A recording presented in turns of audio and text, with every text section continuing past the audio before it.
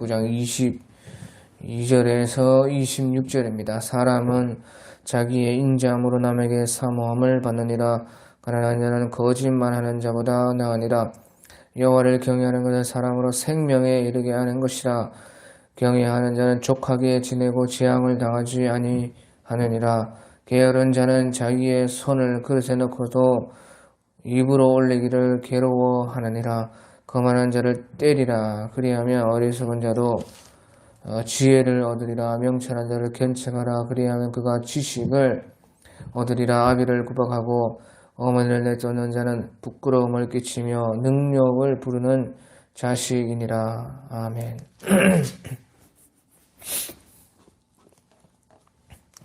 예, 오늘 우리 잠언 19장 22절부터 보면 22절에 사람은 자기의 인자함으로 남에게 사모함을 받는다.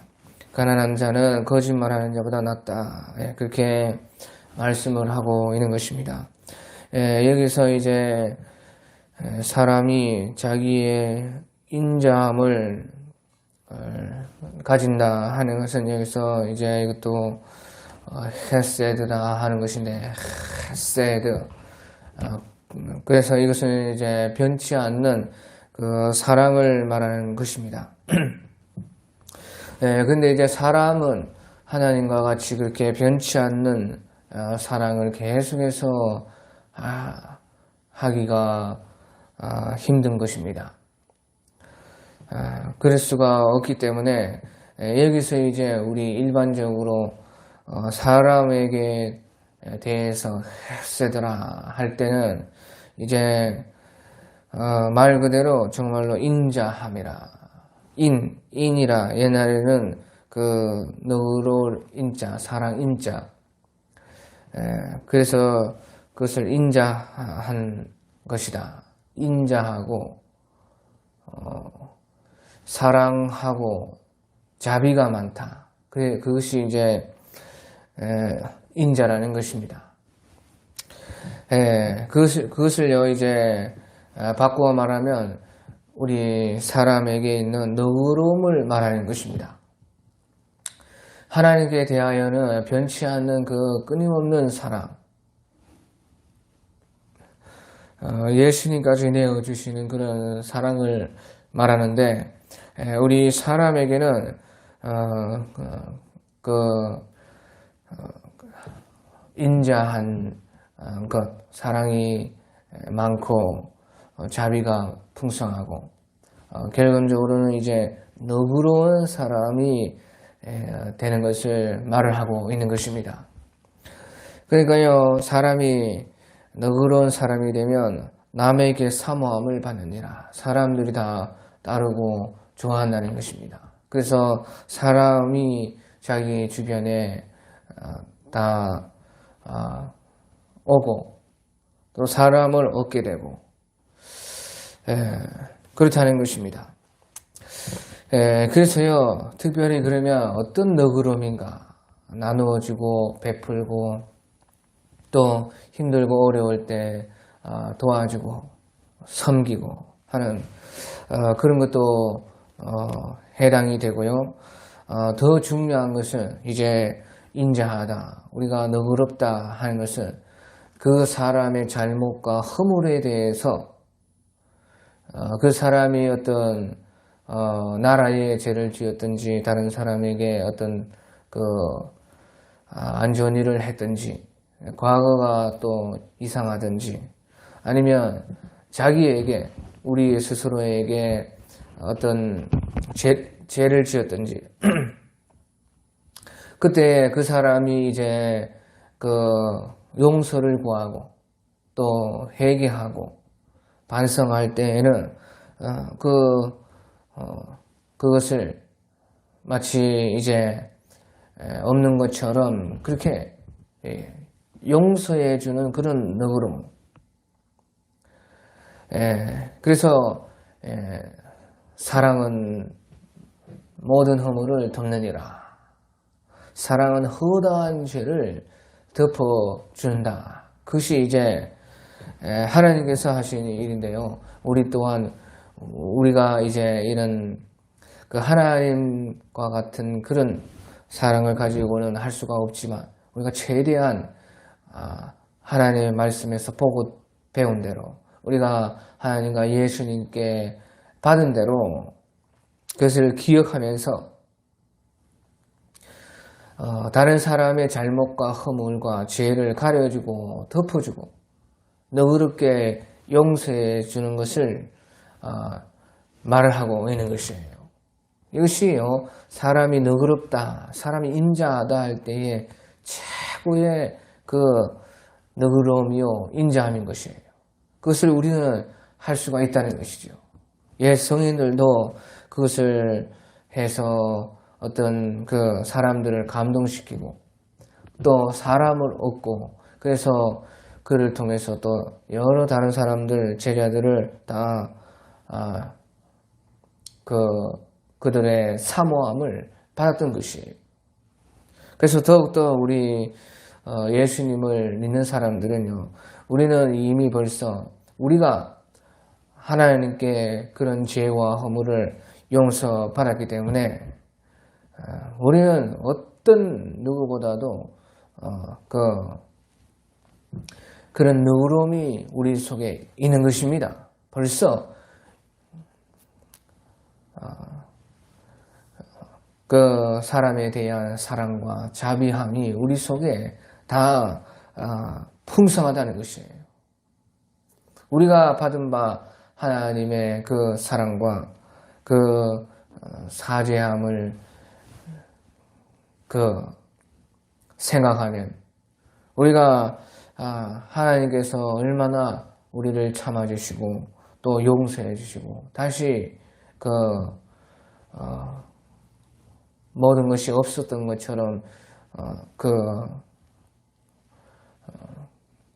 이끌어 주신 그것을 우리는 충분히 다 알고 친히 받았고 경험했기 때문에 우리 또한 그것을 생각하면서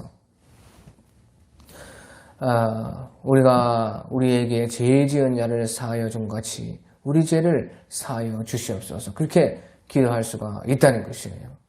우리 시편 86편 5절 같은 데 보면요. 시편 86편 5절 같은 데 보면 여호와께서는 주는 선하사 사죄하기를 즐기시며 주께 부르짖는 자에게 그 인자하심이 후하심이니이다. 그런 말이 있는 것입니다. 시편 86편 5절에 주는 선하사 사유하시기를 즐기시며 주께 부르짖는 자에게 그 인자하심이 후하심이니이다.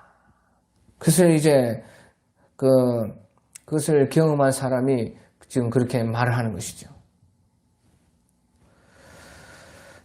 그래서요, 우리 또한 우리가 먼저 받은 바, 우리가 먼저 경험한 바, 그 주님의 선하심과 주님의 인자하심에 따라서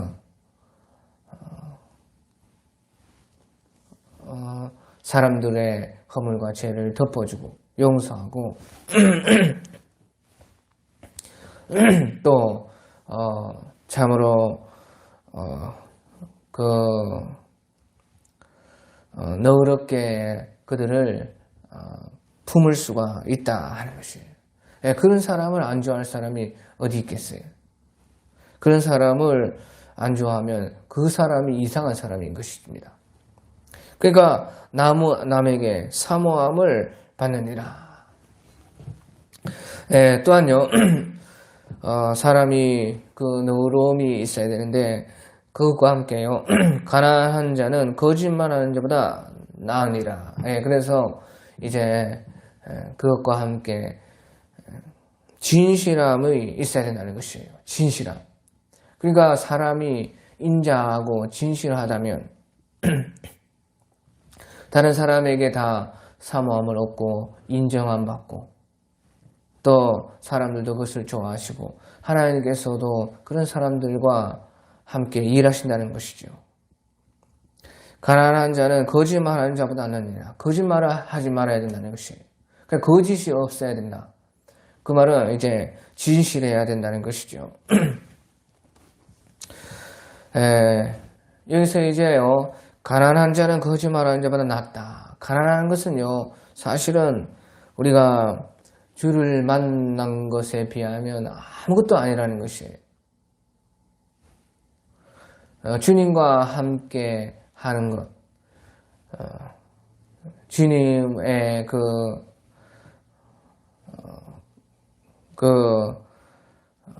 은혜와 사랑을 우리가 실천하는 것, 그런 것에 비하면요, 뭐 부유하나 가난하나 그런 것은 사실적으로는 아무것도 아니라는 것이에요. 우리가요, 주님과 함께 한다는 것은요, 주님께서 우리에게 오시고 내 안에 계시고 내가 주님 안에 거할 수 있다 하는 이것은요, 사실은 우주보다 큰 것입니다. 어떤 것에 비교할 만큼 귀하고 소중한 일인 것이에요. 그러니까 뭐 부하나 가난하나 그런 것은 사실은요, 정말로 티끌보다 더 사실은 그 실제 신앙 안에서의 차이라는 것은 뭐 이 세상의 제일 부자와 이 세상의 제일 가난한 사람이 만나서 비교한다 해도 그것이 이 세상에서야 크게 보일지 몰라도 우리가 주님과 우리가 함께 되어지는 그것에 비하면요, 그것은 우주보다 큰 것이고 부유함과 가난함의 아무리 큰 차이라도 그 차이는 먼지보다 적은 것입니다.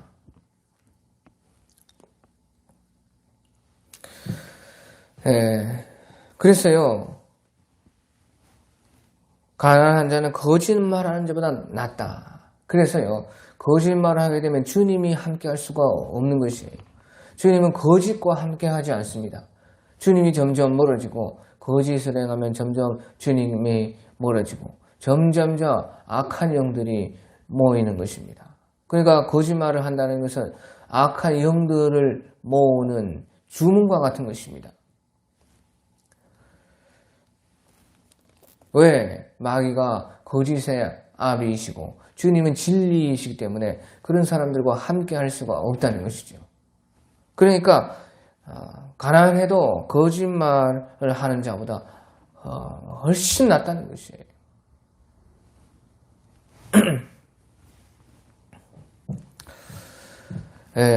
우리가 진실에서 주님과 함께 할 수 있는 것에 비하면요,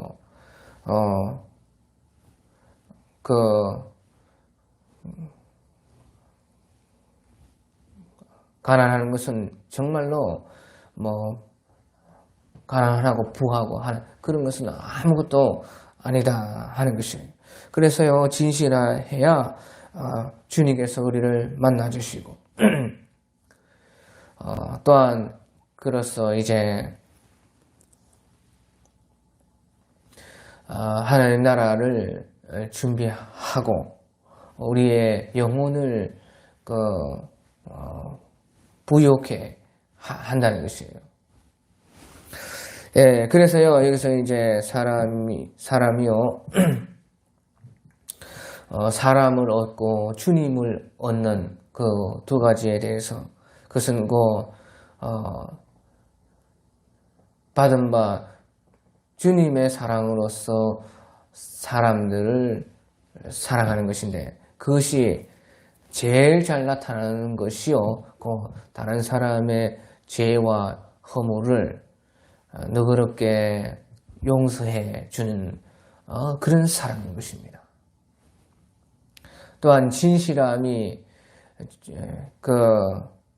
드러나는 것은요, 제일 이제 쉽게 저 사람이 진실한 사람인가 아닌가 하는 것을 어떻게 알 수 있는, 그것은 제일 쉽게 알 수 있는 것은 그 사람의 바로 말이라는 것이에요. 거짓말을 일단은 안 하면 우리가 저 사람은 진실한 사람이구나. 그 말이라는 것이 얼마나 바꾸기가 쉬워요.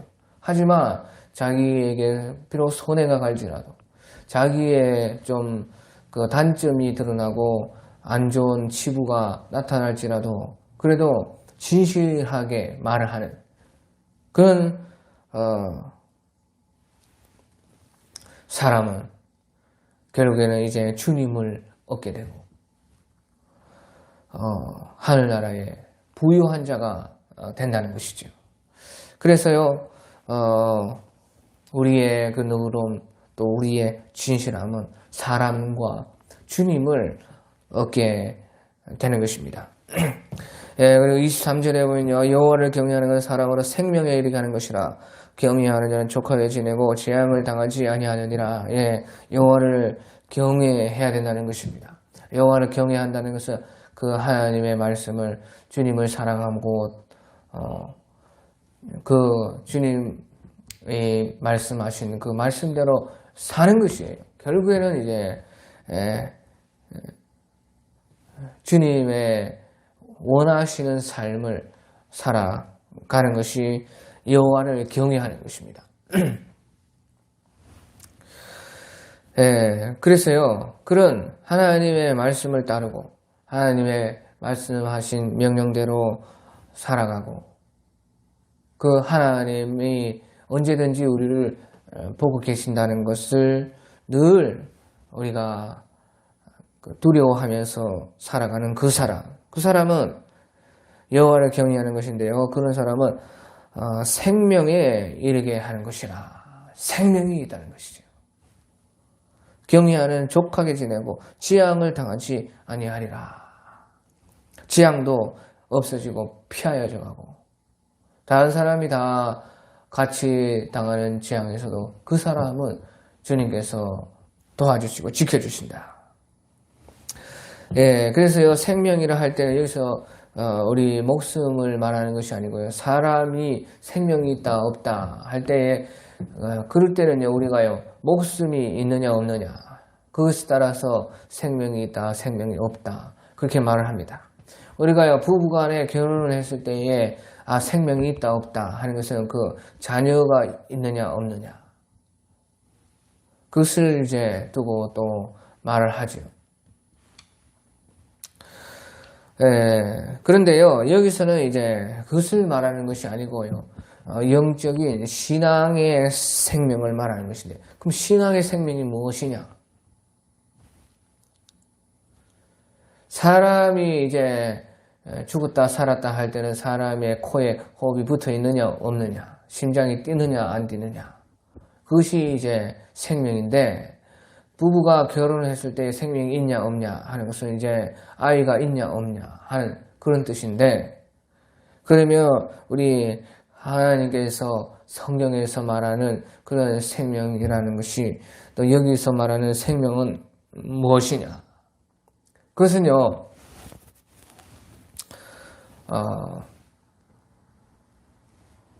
결국에는 쉽게 말하면 우리가 잘 사는 것입니다. 잘 사는 것. 하나님에게는요, 사람은 죽지 않는 존재인 것입니다. 우리가 사람이 볼 때에 숨을 쉬냐 안 쉬냐, 목숨이 있냐 없냐 그것을 따지지만 하나님이 볼 때는 그것은요, 우리의 그냥 그 상태의 어떤 다른 단계일 뿐인 것입니다. 사람은 죽지 않습니다. 사실은 사람이 존재 방식이 달라서 육체와 영혼이 함께 있어서 사는 것이고, 사람들이 죽었다 할 때 목숨이 없어지는 것은요, 그 육체와 영혼의 상태에서 영혼과 육체가 분리돼서 영혼의 또 모습의 존재로서 있게 되는 것이 실제인 것이에요. 그러니까 하나님이 보실 때는 사람이 죽느냐 사느냐가 우리의 존재 상태가 변했느냐 안 변했느냐 거기에 따라서 판단하는 것이 아니지요. 신앙에서는 그런 것입니다. 왜? 사람은 존재가 없어지지 않기 때문에 그래요.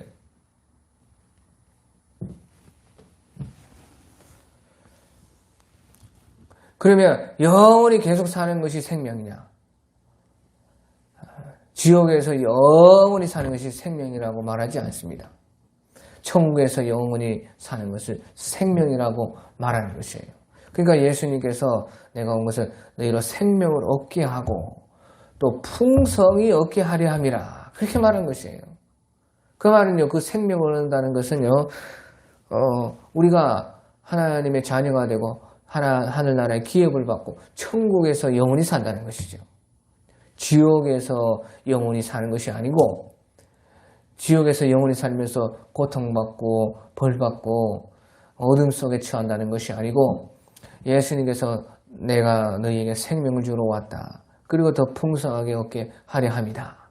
그렇게 말씀하실 때는요, 우리가 영원히 살 때 그 영생이라는 것이 천국에서의 영생, 아주 풍성한 영생, 행복하고 잘 사는 영생, 그것이요 주님 말씀하시는 생명인 것이에요. 그 쉽게 말하면요, 신앙에서 생명이라 할 때는 잘 살고 행복한 것이에요. 영원히 행복한 행복을 말하는 거예요. 영원한 만족을 말하는 것이에요.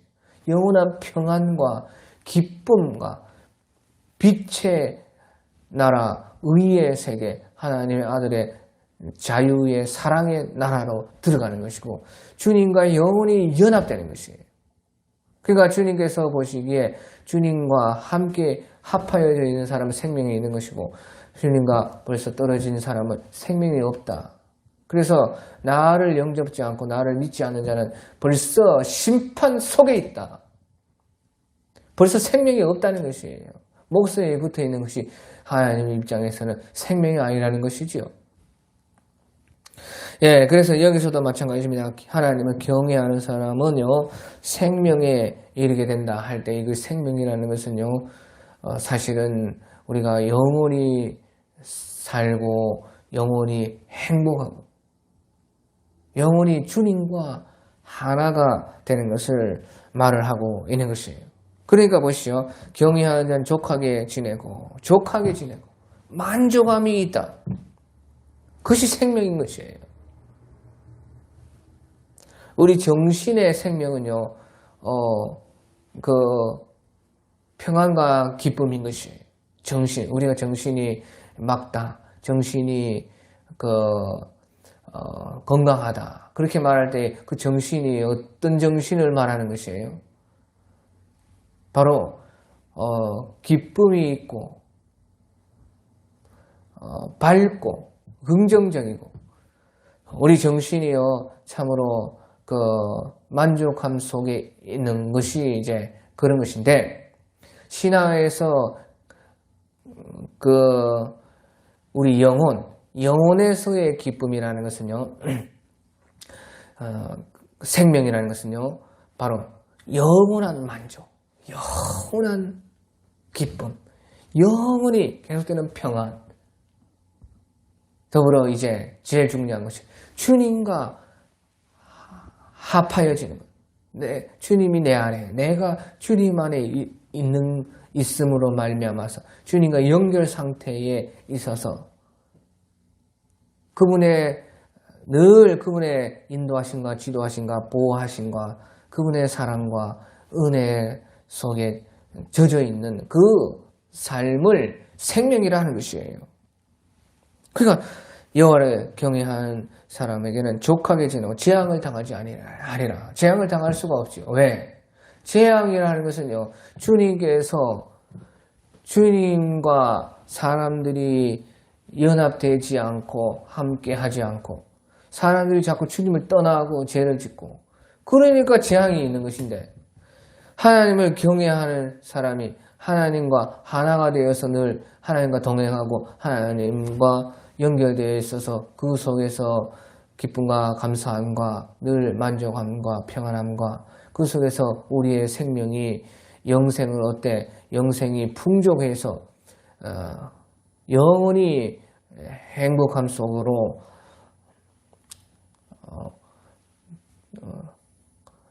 들어가는 사람들에게 재앙을 내릴 필요가 없는 것이에요.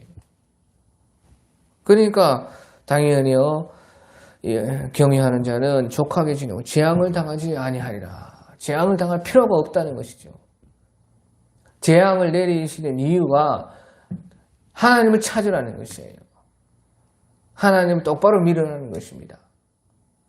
그 속에서 더욱더 또 어떤 경우에서는 그 재앙이로 말미암아 하나님을 더 가까이 모시고 더 잘 배우라는 것이죠.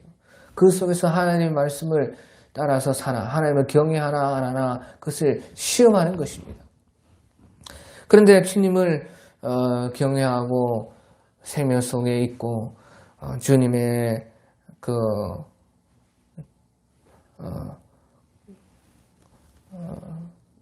주님의 함께함 속에 들어 있는 사람에게 재앙을 내릴 필요가 없는 것입니다. 그러니까 재앙을 당하지 아니하느니라. 그렇게 말씀을 하고 있는 것입니다. 오늘 여기까지 하겠습니다.